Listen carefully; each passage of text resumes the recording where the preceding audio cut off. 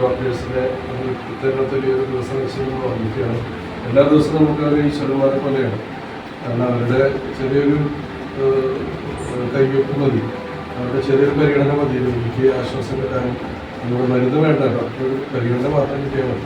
അതോടൊപ്പം മരുന്ന് കൂടി ചെല്ലുമ്പോൾ അസുഖങ്ങൾ യാതാവുന്നു. അപ്പോൾ ഈ ഡോക്ടേഴ്സ് തലത്തിലെ സെൻറ് തോമസിൻ്റെ എല്ലാവിധ ആശംസകളും